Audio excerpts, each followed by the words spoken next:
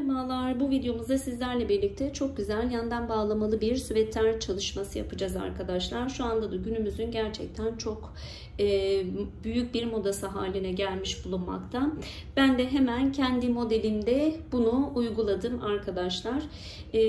Bu süveteri 6-7 yaşa, hatta çocuğunuz biraz zayıfsa 8 yaşa kadar uyumlu olacak şekilde ördüm. Şimdi sizlerle ölçülerini paylaşmak istiyorum. Omuzdan şöyle ön taraftaki uzunluğumuz 40 santim. Arka bedenin uzunluğu ise 43 santim arkadaşlar. Arkası önünden biraz daha uzun oluyor. Genişliğine baktığımız zaman ise tam tamına 37 santim. Siz de bu ölçüleri dikkate alarak modelinize başlayabilirsiniz. Bu yeleğinde hem pirinç uyguladım, hem ajur çalışmaları yaptım, hem düz hem haroşe, hem de kahve çekirdeği modeli uyguladım arkadaşlar. Arkasını göstermek istiyorum.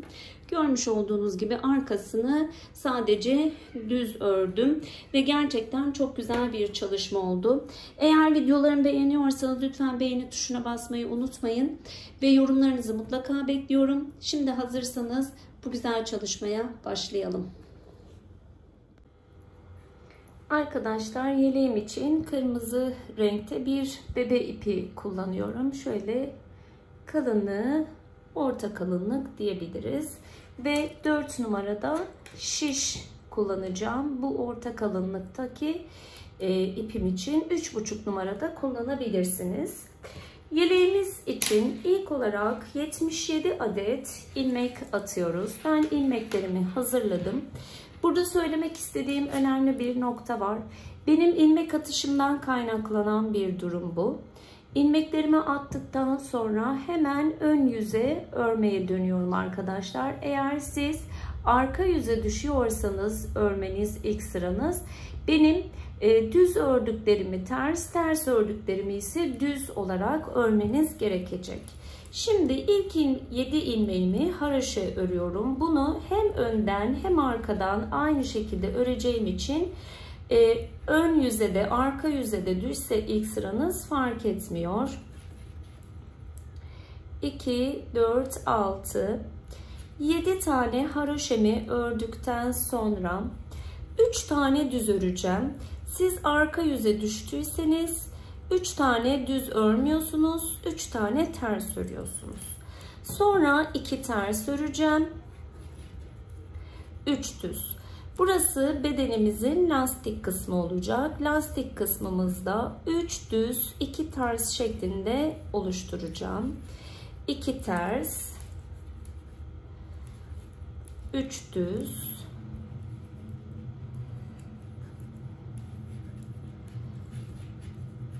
2 ters,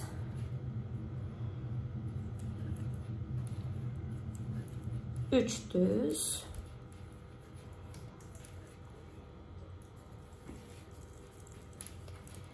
2 ters. Dediğim gibi eğer arka yüze düşmüşseniz siz düzleri ters, tersleri düz olarak öreceksiniz. 3 düz, 2 ters,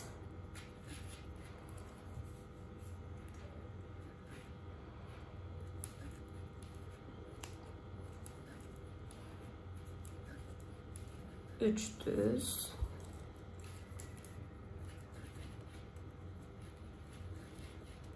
2 ters,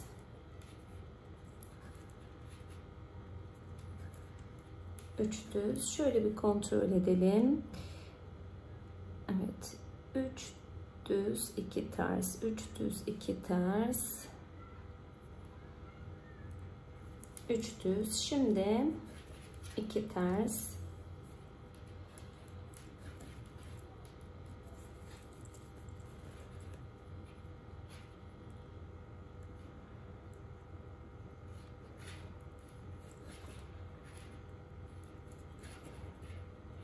'Israrla ipim gelmiyor. Evet, şöyle 2 ters, şimdi 3 düz,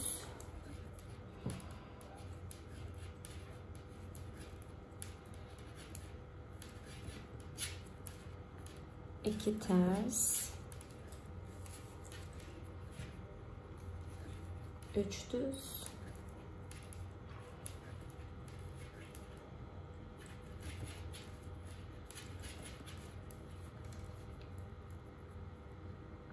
2 ters. Arada kontrol ediyorum çünkü video çekerken bazen sayı eksik olabiliyor. 2 ters,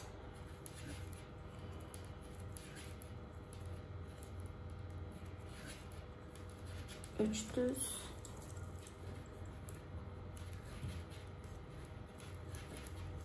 2 ters, 3 düz, 2 ters,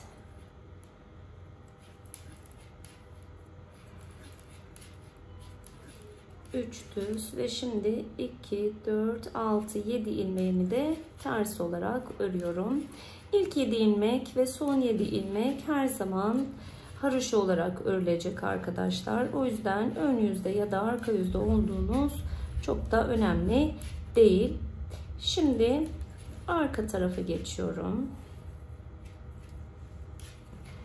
Arka sırada yine 7 ilmeğimi haroşa olarak örüyorum. İlk ilmeğimi ben her zaman boş alıyorum. 4, 5, 6, 7. 7 haroşemden sonra şimdi 2 tersim denk geliyor. 2 tersimi yine 2 ters olarak, 3 düzümü yine 3 düz olarak öreceğim. Yani döndüğüm yönde tersleri ters, düzleri düz olarak örmeye devam edeceğim. Böylelikle ikinci sıramı örmüş olacağım arkadaşlar. Toplamda lastik sırasını 12 sıra olarak düşünüyorum. Muhtemelen 12 sıra öreceğim ama olur da herhangi bir değişiklik yaparsam arkadaşlar 12 sıradan mesela şurada sanırım tersimi yanlış ördüm. Şöyle bir kontrol ettiğimde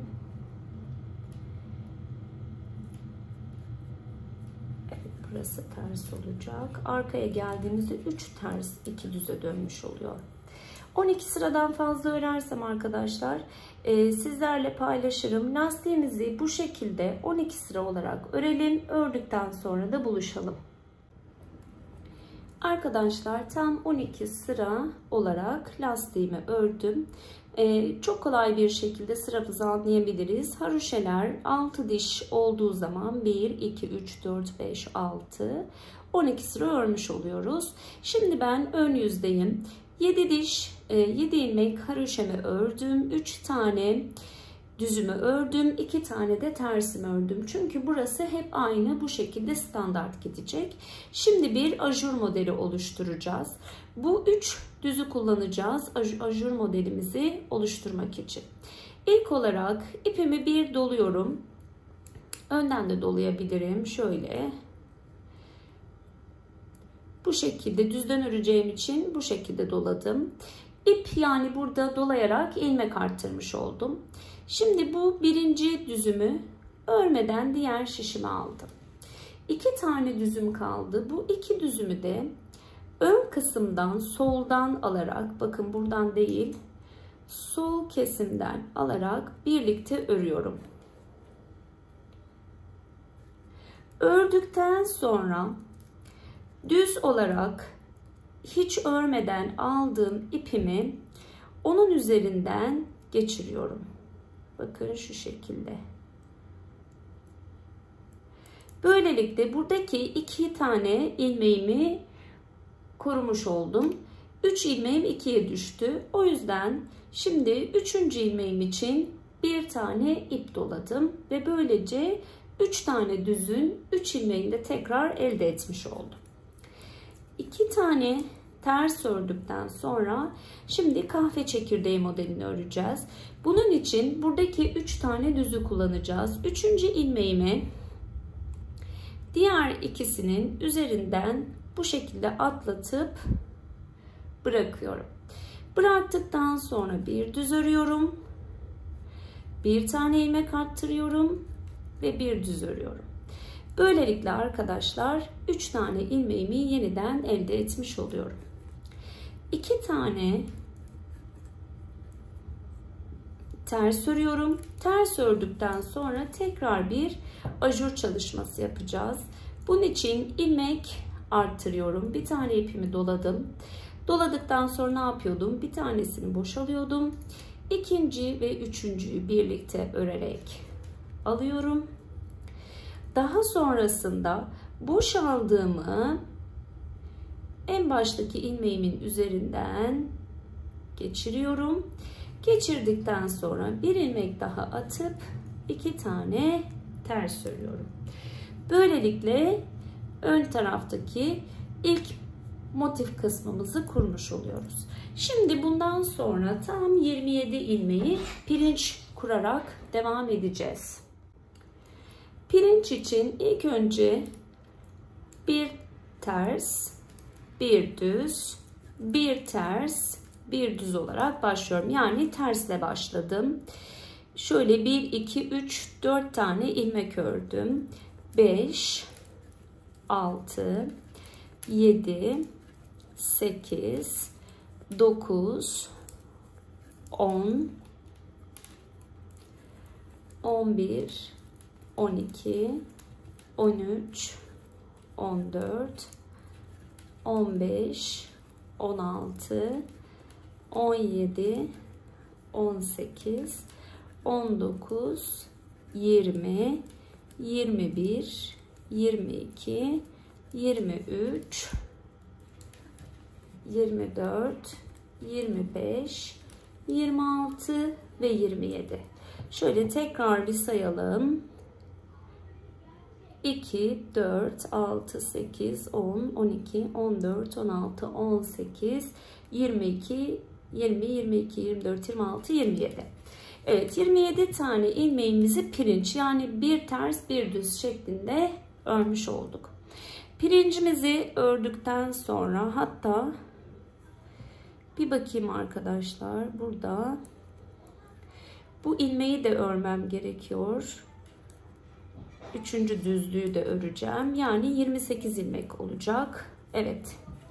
Çünkü buradan bir ajur, 2 ters, bir kahve çekirdeği, 2 ters, bir ajur, 2 ters şeklinde kalacak. Evet, 28 ilmek oldu arkadaşlar. Tam şu 2 terse kalana kadar, yani pirinç işlemimizi uygulamış olduk. Şimdi 2 tane ters örüyorum. 2 tane ters ördükten sonra ajur çalışmam var. Bunun için ipimi doladım. İlk ipimi örmeden aldım. 2 ve 3.'yü birlikte örerek aldım. Daha sonra örmeden aldığım ipimi en baştaki ilmeğimden geçirdim ve bir tane ilmek attım. 2 tane ters örüyorum ve şimdi kahve çekirdeği modeli uygulayacağım. Sıra kahve çekirdeğine geldi. Aslında şöyle düşünün. Burada ajur, kahve çekirdeği, ajur yapmıştık. Yine buradan çıkarken de ajur, kahve çekirdeği, ajur şeklinde çıkacağız. Kahve çekirdeği için üçüncüsünü diğer ikisinin üzerinden geçirdim. Bir düz aldım. Burada bir tane ilmek arttırdım ve bir düz daha ördüm. 2 tane ters örüyorum ve tekrar ajur çalışmasını yapacağım. İlmeğimi örmeden aldım. Diğer ikisini birlikte örüyorum. Örmeden aldığım ilmeğimi birinci ilmeğimden geçirdim ve bir tane arttırıp 1, 2, 3, 4, 5. Burada bir yanlışlık oldu arkadaşlar. Çok özür dileyerek. Şimdi pirincimizi sanırsam fazla yaptık.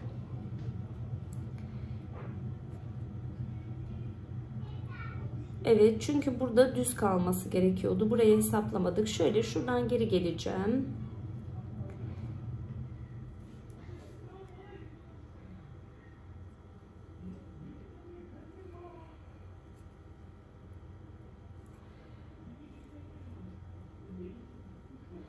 Şuradan geri geliyorum arkadaşlar.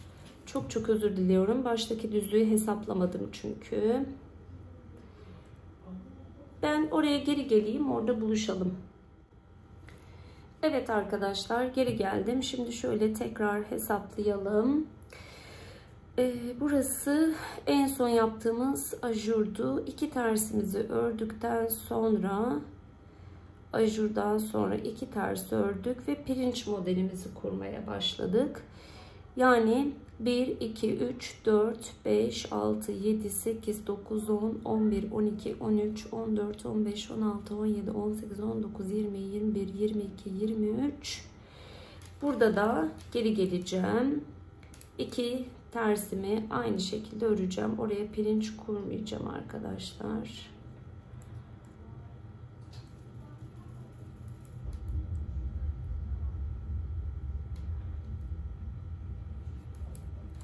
...23 tane pirinç örneğimi kurmuş oldum. 23 tane pirinçten sonra 2 ters ördüm. Evet, şimdi ajur modelimizi kuracağız. Bir tane ilmek arttırdım. Birini örmeden aldım. İkisini bir araya aldım. Örmeden aldığımı ilk ilmeğimden geçirdim ve bir ilmek arttırıp 2 tane ters ördüm. Şimdi kahve çekirdeği modelini uygulayacağım. Üçüncüyü diğer ikisinin üzerinden geçiriyorum. Bir tane düz örüyorum. Bir tane ilmek arttırıyorum ve bir tane daha düz örüyorum. 2 ters ördüm. Şimdi tekrar ajur modelimi uygulayacağım. Bunun için bir ilmek arttırdım. Birincisini örmeden aldım. Diğer 2 ve 3'ü şöyle sol taraftan birlikte ördüm. Örmediğim ilmeğimi üzerinden geçirdim ve bir ilmek daha arttırıp 2 tersimi ördüm. Burası demiştik ki her zaman 3 düz olarak devam edecek. Az önce burayı hesaplamadığımız için yanlışlık olmuştu. Şimdi 7 tane haroşemi ördüm.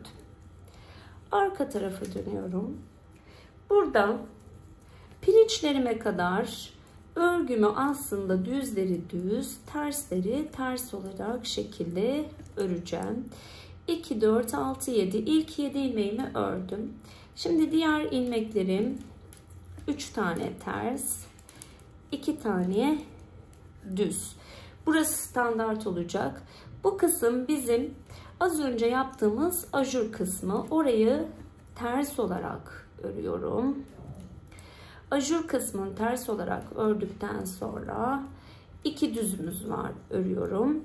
Burası kahve çekirdeği modelimiz. Kahve çekirdeği modelinin olduğu yeri de yine ters olarak örüyorum. 2 düzüm var. Tekrar ajurun olduğu kısma geldim. Burayı da yine ters olarak örüyorum ve 2 tane düzüm var. Bundan sonra pirinç modeli. Pirinç modelinde terslerin üzerine düz, düzlerin üzerine ters öreceğiz arkadaşlar. Bu düze kadar hiçbir değişiklik yok. Bu düz bizim. Bakın 1, 2, 3, 4. düz. Bizim artık pirinç uygulamasına geldiğimiz kısmı anlatan düz. Burası düz örmüşüz. Üzerine ters. Tersin üzerine düz. Düzün üzerine ters. Tersin üzerine düz. Düzün üzerine ters. Bu şekilde 23 tane ilmeğimi pirinç olarak örüyorum.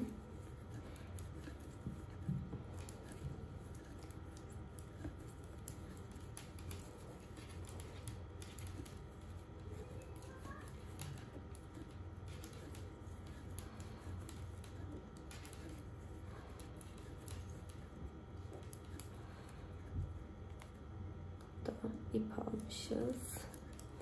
Şöyle 1, 2, 3, 4. düzlüğe gelene kadar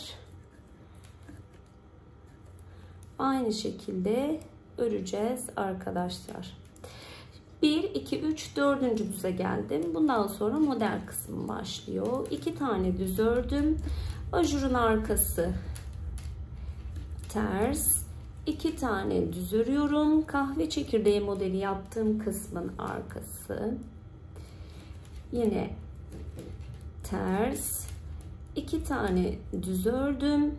Ajur modelimin arkası yine ters ve 2 tane düz ördüm. Şimdi 3 ters ve 7 haroşemi örmeye devam ediyorum.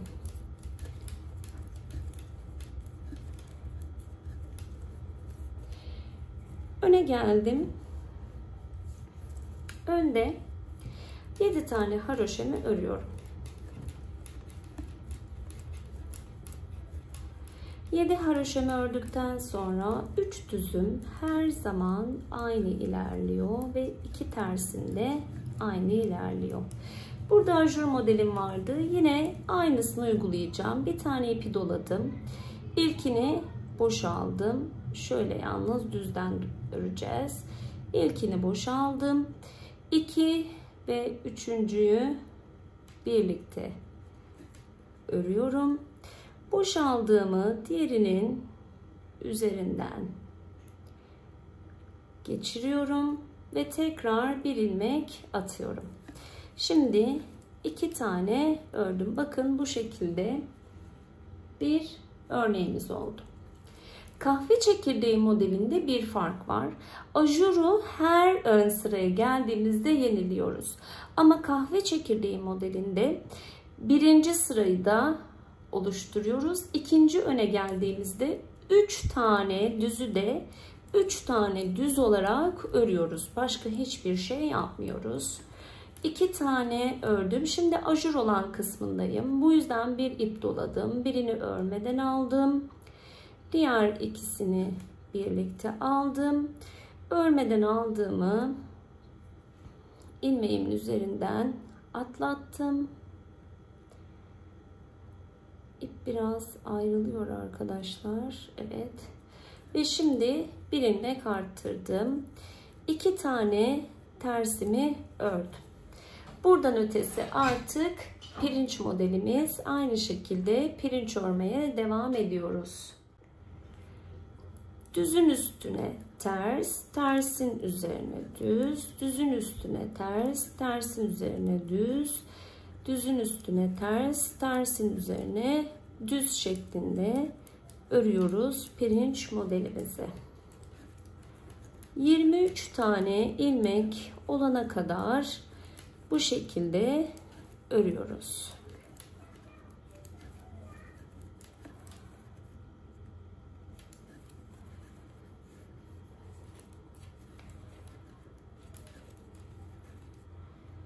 Bakalım, bakın şuradaki 2 terse gelene kadar pirinç modelimizi uyguluyoruz.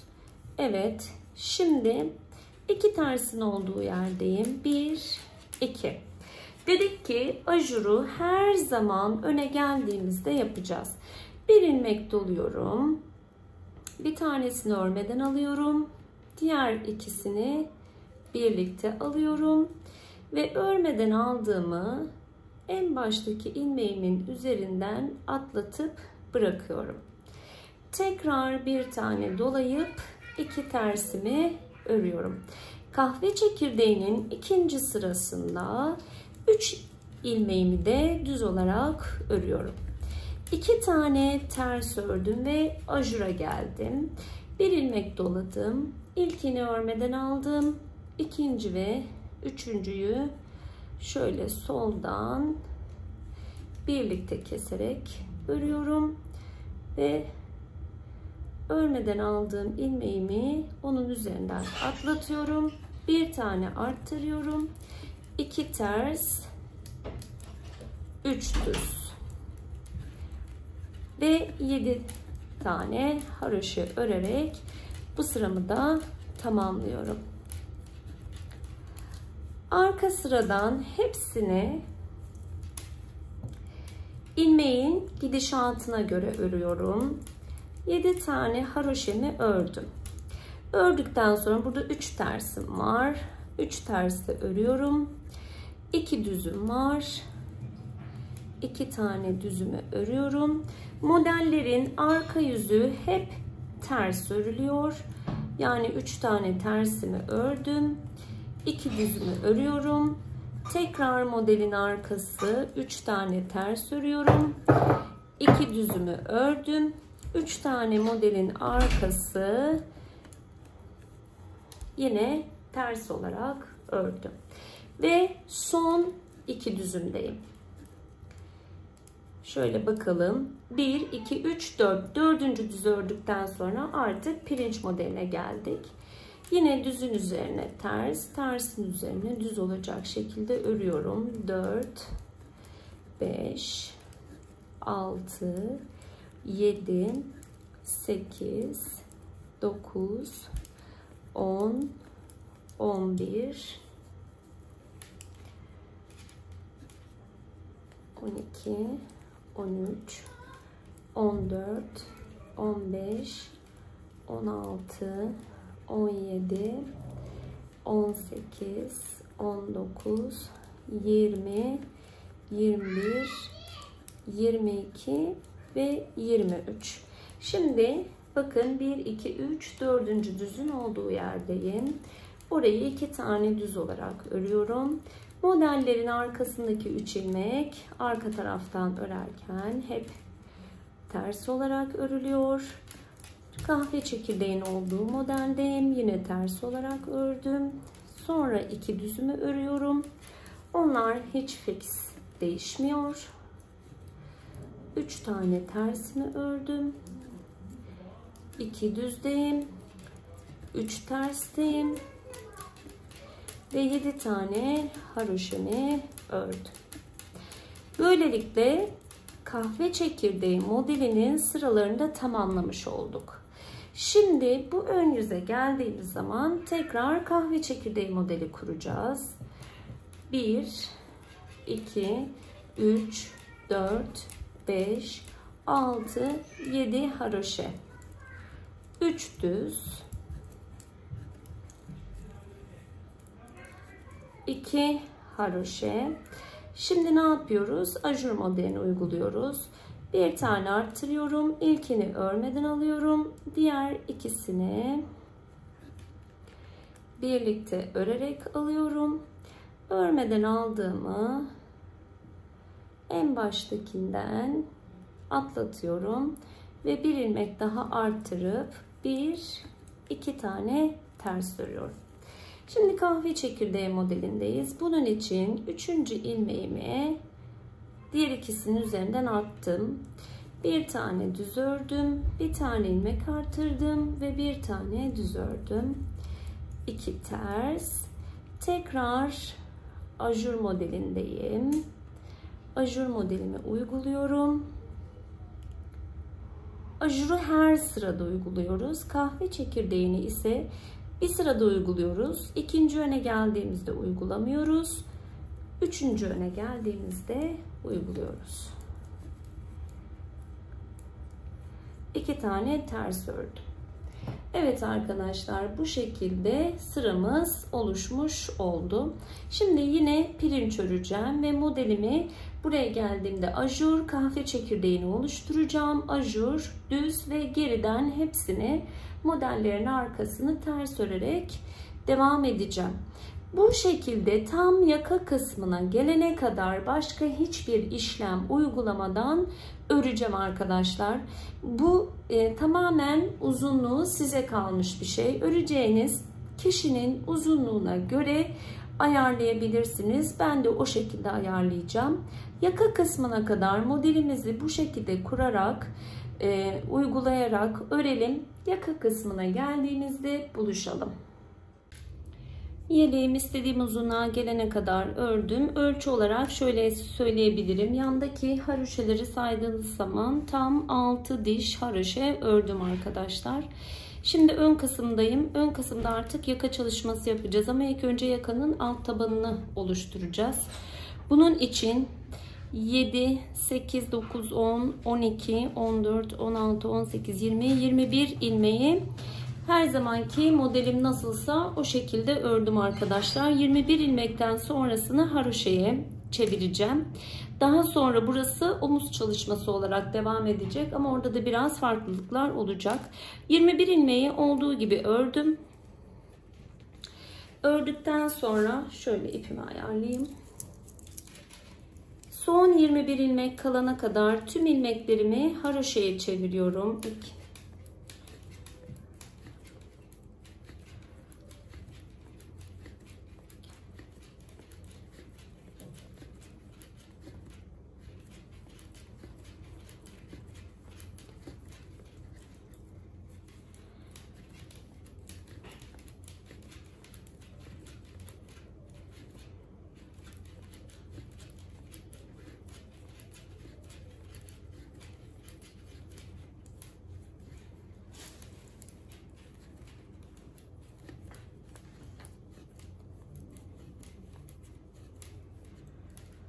Şöyle bir sayalım. 7, 10, 12, 14, 15, 17, 18, 19, 20, 21. Buraya gelene kadar yani 2, 4, 5 ilmek daha haroşa olarak öreceğim.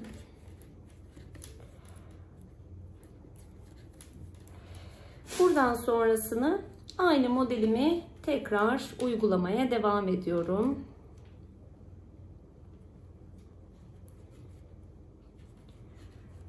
Kahve çekirdeği modelimi uyguladım.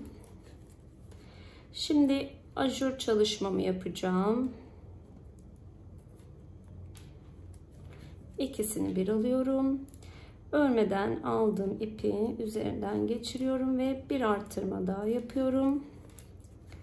2 ters, 3 düz ve 7 tane haroşamı örüyorum.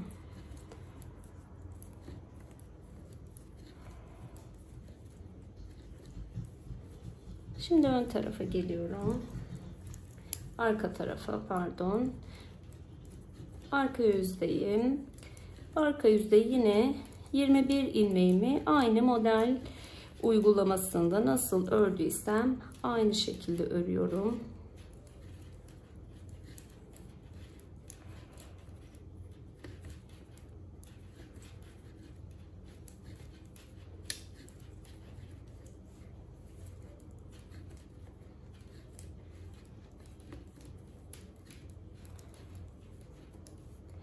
Şu an 21 tane oldu ama yine sayalım. Şuraya kadar 10, 12, 14, 16, 18, 20, 21. Buradan ötesini son 21 ilmeğim kalana kadar ters olarak öreceğim. Haroşa öreceğim.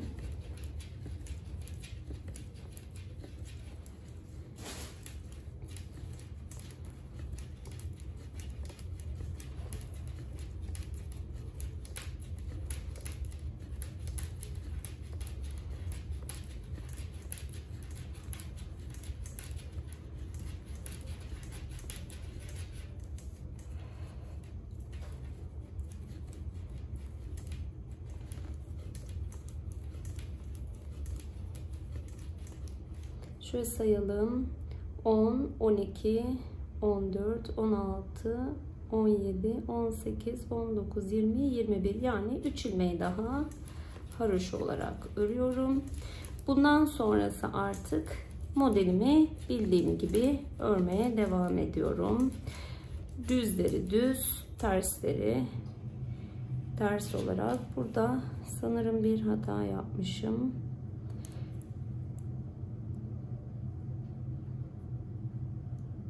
Evet, bir ilmek arttırmışım. Onu oradan yok ettiğimizde şöyle bakayım.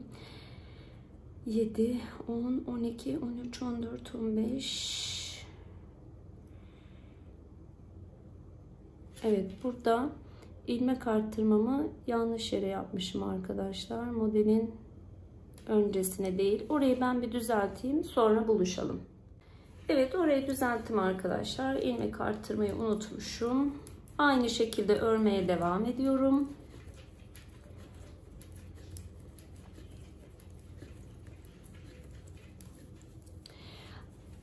Şimdi ön yüze geldim. Ön yüzde yine modelimi 21 ilmek örmeye devam edeceğim. 3 düz örüyorum. 2 ters örüyorum. Burada ilmeğimi doluyorum.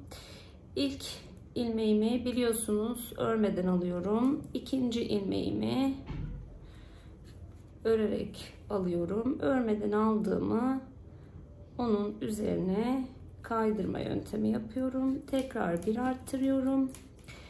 2 tane örüyorum. Kahve çekirdeği modelimin üzerindeyim. 3 tane düz örüyorum.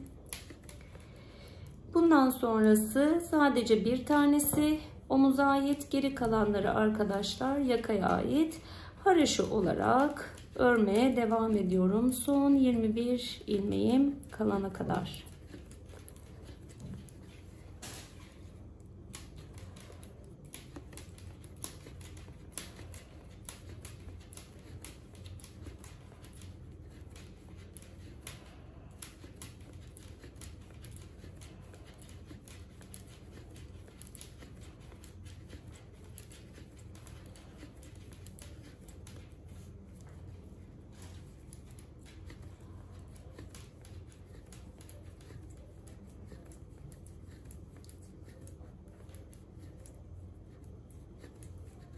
Evet, son 21 ilmeğim kaldığında modelimi uygulamaya devam ediyorum.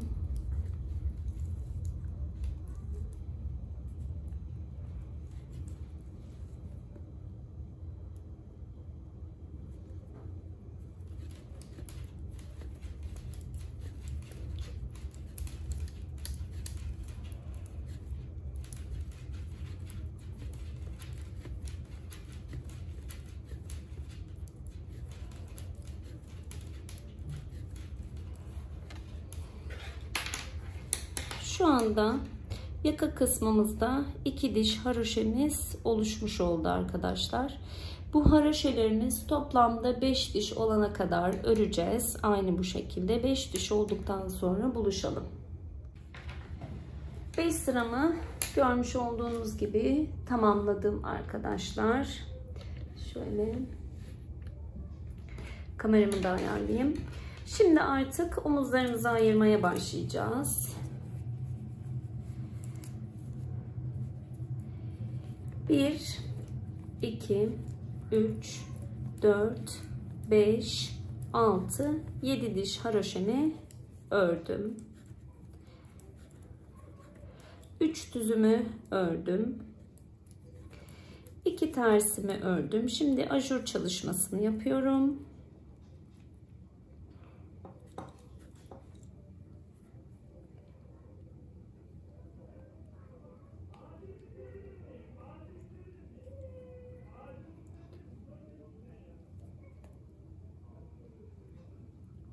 Sanırım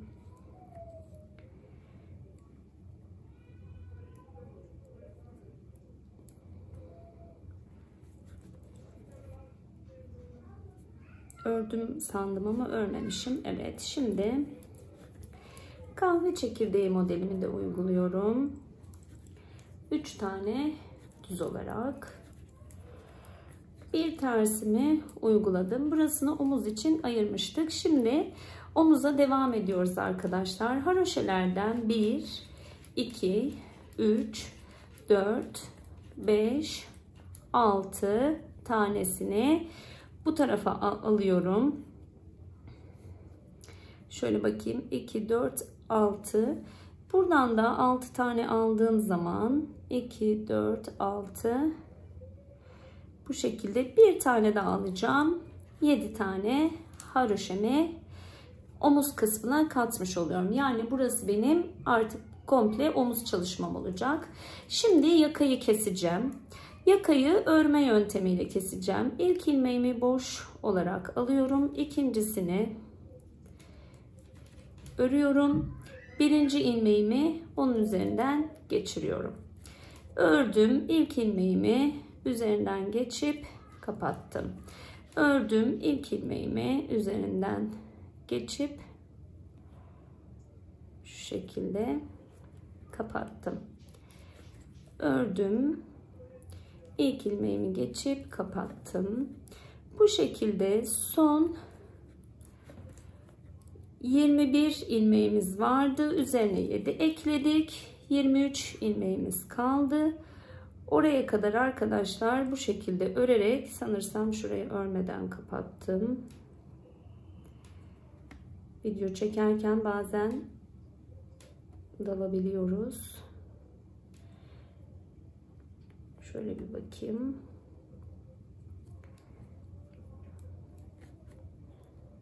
Ördüm ve kapattım. Ördüm ve kapattım. Ördüm ve kapattım. Son 28 ilmeğim kalana kadar bu şekilde örerek kapatacağız arkadaşlar. Ben video çekerken bazen dalabiliyorum. Bildiğimiz klasik kesme yöntemini kullanabiliyorum. Burada örüp kapatıyoruz arkadaşlar. Evet, bu şekilde yakamızı kapatalım. Son ilmeğimi kapatırken arkadaşlar bunu buraya takıyorum. İkisini birlikte örüp buradan örmeye devam ediyorum. 3, 4, 5, 6, 7, 8, 9, 10, 11, 12, 13, 14,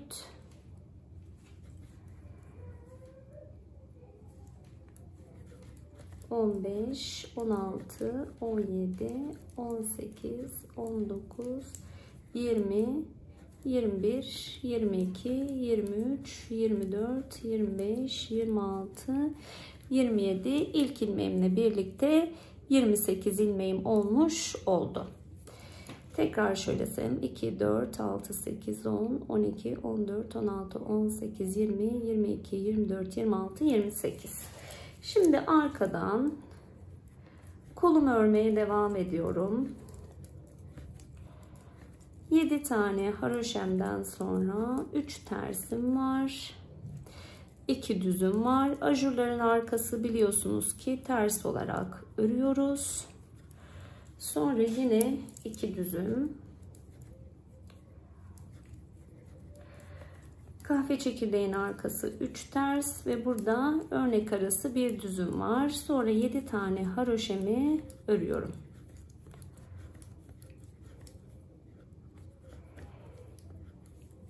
Bundan sonra arkadaşlar sadece kolumu örmeye devam edeceğim. Buradan 7 haroşa gelecek. Buradan da 7 haroşa gelecek. Buradan da şu 3 kısım yukarıya doğru gidecek arkadaşlar. Şimdi bu sırayı tahmini olarak 9 sıra öreceğimi düşünüyorum. Yani şu yakayı kestikten itibaren buradan saydığımızda 9 diş haroşa öreceğim. Ondan sonra aynı kol uygulamasını bu tarafa yapacağım. Burasını bir bitirelim, sonra sizlerle buluşalım. İlk omzumuzu tamamlamış olduk arkadaşlar. 9 diş haroşa ördüm. 10. diş haroşayı ise örerek kestim. Ön taraf, ön yüzden hem ördüm hem kestim. İpimi şöyle uzun bıraktım ki omuzu dikerken bu burada bana yardımcı olacak arkadaşlar. Şimdi diğer omuza geçtik. Burada da ipimi şu bittiği noktaya ekledim. Ekledikten sonra diğer omuzu ördüğüm gibi aynı şekilde örmeye başlıyorum.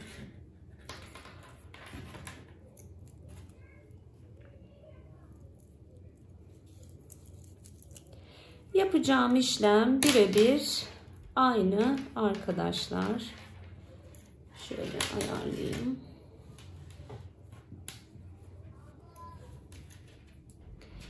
İlk ilmeğimi örmeden alıyorum. İkincisini örüyorum. 2, 3, 4, 5, 6, 7. Burada ters yüzdeyim. Çünkü ön yüzden bir gelmiştik. Sonra keserek gitmiştik. O yüzden arka taraftan örmeye devam edeceğim. Sayılarımın eşit olması için buna dikkat edelim mutlaka. İpimi ekledim. Görmüş olduğunuz gibi. Artık diğer omuzu ördüğüm gibi bu omuzu da 9 diş haroşa olacak şekilde öreceğim. Ördükten sonra da önden örerek, yakada yaptığımız gibi örerek kesme işlemini yapacağım arkadaşlar. Bakın tam buradan ipimi eklediğim zaman burada kötü bir bağlantı, şöyle pardon, buradan eklediğim zaman burada kötü bir bağlantı görüntüsü de olmadı. Buna özellikle dikkat edin arkadaşlar. Buradan da ipimizi içerisine aldığımızda yaka sanki hiç orada ekleme yapılmamış gibi duracak. Şimdi ne yapacağız? Kolumuzu 9 diş haroşa olacak şekilde ördükten sonra keseceğiz ve kestikten sonra artık arka bedenimize geçeceğiz. Arka bedenimizi şöyle söyleyeyim, yine aynı 77 ilmekle başlayacağız. 77 ilmekle başladıktan sonra şu alttaki lastik kısmını birebir aynısını uygulayacağız arkadaşlar. Lastik kısmı aynı olacak. Lastikten sonra arka beden tamamen düz olarak ilerleyecek. Ama yanlardaki 7'şer haroşayı mutlaka öreceğim. Sadece bu örnekler olmayacak. Bu kısım şuradan şuraya komple düz, arka yönden ise ters olarak öreceğiz. Haroşa değil, önden düz, arkadan ters. Kenarlar ise 7'şer ilmek haroşa şeklinde olacak. Arka bedenimiz ön bedene göre bir tık daha uzun olacak. Yani şu lastik kısmı arka bedende biraz daha aşağıda olacak. O yüzden arka bedeni biraz daha uzun öreceğiz ve aynı zamanda yaka kesimini biraz daha farklı yapacağız. Yani burası aynı olacak ama ölçümü farklı olacak arkadaşlar. Arka bedenimizi 77 ilmek atarak başlayalım. Şöyle bununla birebir şuraya kadar, aynı boya kadar gelene kadar örün. Şuradan da bir kısım pay verin. Buradan da burası biraz daha uzun olacak şekilde öreceğiz arkadaşlar. Yani aşağıdan biraz uzun olacak. Önden ise yakanın bu kestiğimiz kısma kadar örmüş olacağız. Bu şekilde boyunu örerek devam edelim. Ondan sonra da sizlerle buluşalım. Arkadaşlar istediğim uzunluğa gelene kadar arka bedenimi yanlar 7'şer haroşa olmak üzere ve orta kısımda düz örgü olmak üzere ördüm. Şimdi yaka kısmını ayarlayacağım. Şöyle söyleyeyim size, şuradaki yandaki dişler 55 diş haroşa olana kadar ördüm aşağıdan yukarıya toplamda. Arkadaşlar yaka kısmında hemen bu bedenimizi alalım şöyle. Burada biz ilk olarak bu kısmı boş bırakıp buradan haroşalarımızı örmeye başlamıştık. Yine aynı şekilde yapacağız. Buradaki ilmek sayımız kadar yine normal düz örmeye devam edeceğiz. Ondan sonra haroşa kısmına başlayacağız. Burada sadece benim yaptığım şey şuydu. Arka bedeni şu lastik boyu kadar boy aşağıdan uzattım. Yani arkasını şöyle düşünün. Şu şekilde duracak. Ütülediğimizde şöyle arka beden şu şekilde uzunluğu olacak. Ve yukarıdan da arkadaşlar şöyle göstereyim. Şu yaka kısmının bir tane haroşası kalana kadar ördüm. Yani şu son kısma kadar aslında örerek kapatmıştık. Oraya kadar boyunu, hizasını örmüş oldum. Şimdi yaka kısmımızı ayarlayacağız. Hemen bakalım. 7, 10, 12, 3 burada 15, 2 burada 17, 20, 21 ilmek bırakıp geri kalanını örmüştük. Şimdi yine aynı şekilde 21 ilmek bırakacağız.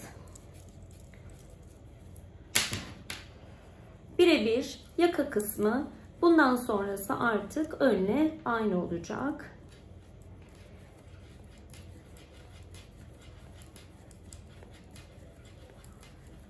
Yedi ilmeğimi ördüm.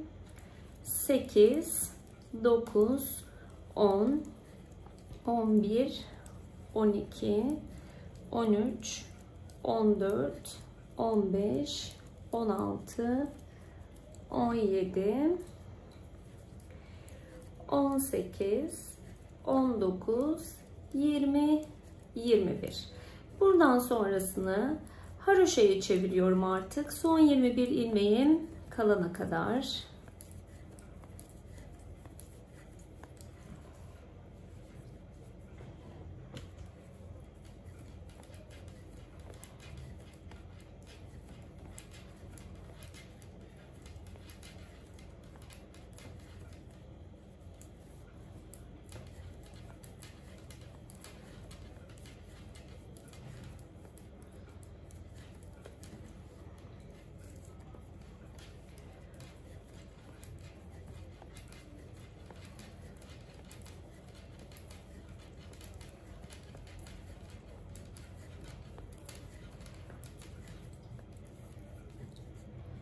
Şöyle bakalım. 7, 8, 9, 10, 11, 12, 13, 14, 15, 16, 17, 18, 19, 20, 21. 2 ilmek daha örüyorum.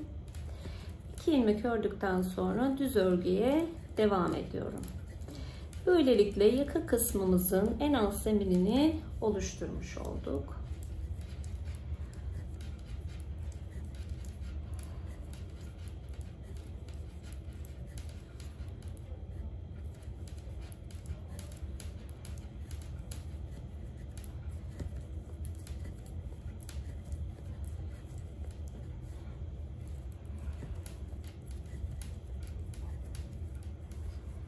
Evet arkadaşlar, şöyle gösterelim. Görmüş olduğunuz gibi haroşeleriniz hazır. Bundan sonra aynı önde yaptığımız çalışmayı yapacağız. 5 diş haroşe örmüştük. 5 diş haroşe ördükten sonra kol kısmını ayırmıştık. Buradan da yine 7 diş haroşe, 7 ilmek haroşe bırakmıştık. Omuz kısmımız için, bu yaka kısmı için burayı ayırdıktan sonra 9 diş haroşa örmüştük. Arka tarafta burası daha yukarıdan başladığı için artık 4 diş haroşa olarak öreceğiz. Ve bu şekilde omuz kısmımızı da tamamlayacağız. Şimdi yapacağımız işlem 5 diş haroşa öreceğiz. Ördükten sonra aynı öndeki kolumuzu yaptığımız gibi 7 tane haroşamızın 7 tanesini omuza dahil edeceğiz. Ve bu şekilde 4, belki bir 5 diş olabilir. Sıra sayılarını hesaplayarak bakacağız arkadaşlar. Böyle örelim, tamamlayalım. Ondan sonra ben de kaç diş ördüğümü göstereyim.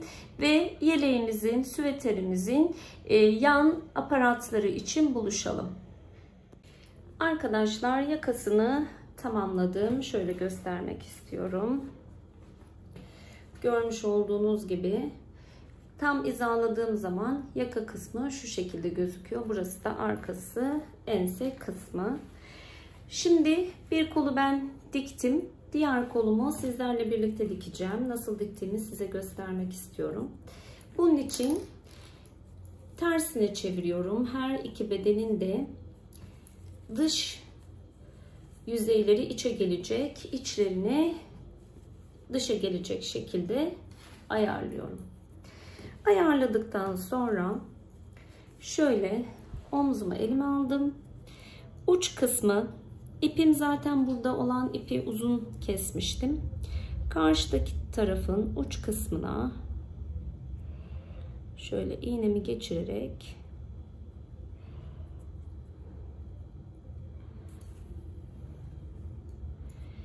birbirine ekliyorum.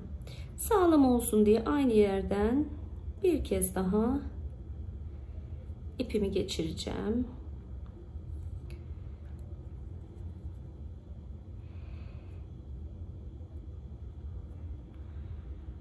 Şöyle.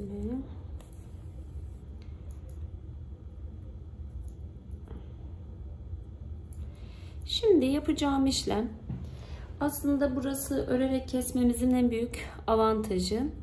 Şöyle ikili olarak, bakın şu yakından göstereyim.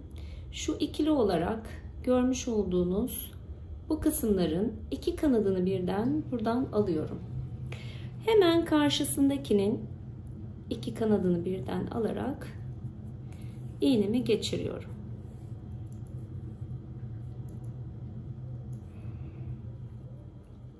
Tekrar buradan iki kanadını birden aldım. Sonra karşı tarafın iki kanadını birden alıyorum.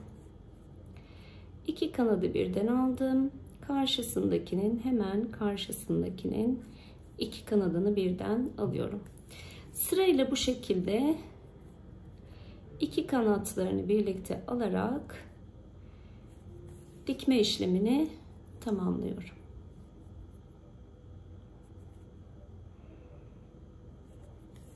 Evet, bu şekilde omzumuzu dikelim. Diktikten sonra buluşup yana aparatlarını birlikte yapalım. Dikme işlemimizi gerçekleştirdik. Bakın omuz bu şekilde çok düzgün bir dikişe sahip olmuş oldu. Şimdi arkadaşlar yan aparatlarımızı yapacağız. Bunun için şöyle göz kararı bir yer belirleyeceğim.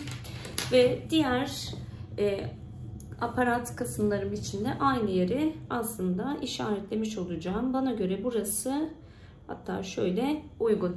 Yani bakalım 1, 2, 3, 4, 5, 6, 7, 8, 9, 10, 11, 12, 13, 14, 15, 16, 17, 18, 19, 20, 21, 22, 23. 23. dişimin olduğu yere aparatımı yapacağım. Şöyle tığımı alıyorum. İpimi burada ekleme yapacağım.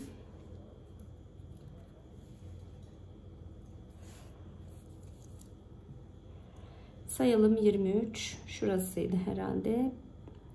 1, 2, 3, 4, 5, 6, 7, 8, 9, 10, 11, 12, 13, 14, 15, 16, 17, 18, 19, 20, 21, 22, 23 burası.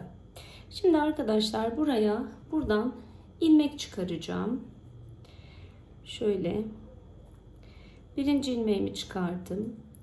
Yan tarafından bir ilmek daha çıkartıyorum ve yanından bir ilmek daha ve onun yanından da bir ilmek daha. Toplamda 4 tane ilmek çıkardım.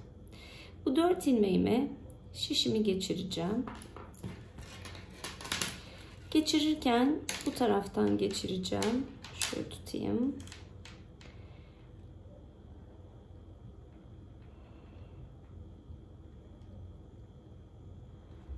Evet. 4 tane ilmeğimi geçirdim. Geçirdikten sonra şu arka tarafı sabitleştiriyorum ki bir açılma yapmasın. Çok fazla sıkmadan.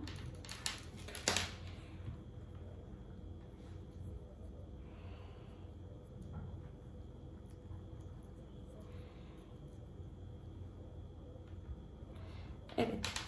Şimdi 4 ilmeği bu şekilde. İpimi hemen hazırlıyorum.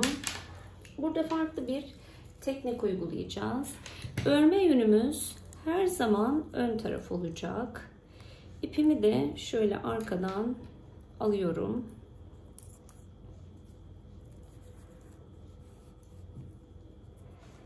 Düzden 4 ilmeğimi de öreceğim. Şöyle ilmeğimi ters çevir. 2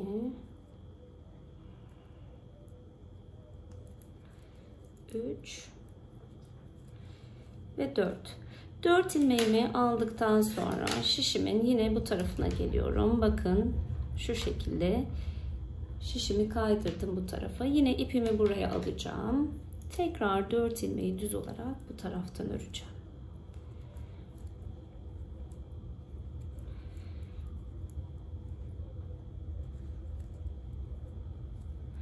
Tekrar şişimi böyle kaydırıyorum.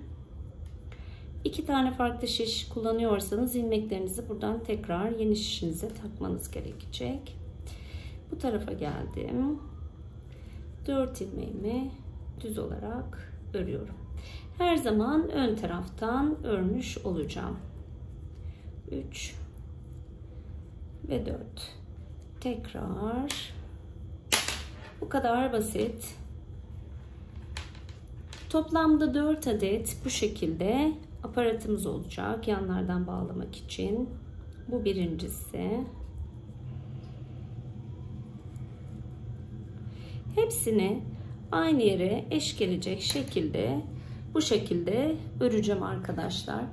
Yaklaşık olarak tahmini söylüyorum şu an, boyu 30 ya da 35 santim olacak. Bakın arkadan da bu şekilde görünüyor. 30 ya da 35 santim olana kadar böyle örelim. Karşı taraflarını da aynı şekilde dişlerinizi sayıp aynı yere diğer ilmeklerinizi çıkartarak aparatlarınızı toplamda 4 adet olacak şeklinde yapalım. Sonra sizlerle buluşalım. Arkadaşlar görmüş olduğunuz gibi yeleğimi bitirdim. İplerini de ördüm. Ördükten sonra bakın şöyle kordon gibi duruyor. Gayet güzel oldu. Diktim arkadaşlar ve ortaya şahane bir çalışma çıktı. Bu videomuzda çok güzel bir yandan bağlamalı yelek çalışması yaptık. Önlük yelek olarak da biliniyor. Ben çok severek, beğenerek çalıştım. Eğer sizler de sevdiyseniz, beğendiyseniz lütfen beğeni tuşuna basmayı unutmayın. Bir sonraki videomuzda görüşmek üzere. Kendinize iyi bakın. Hoşça kalın.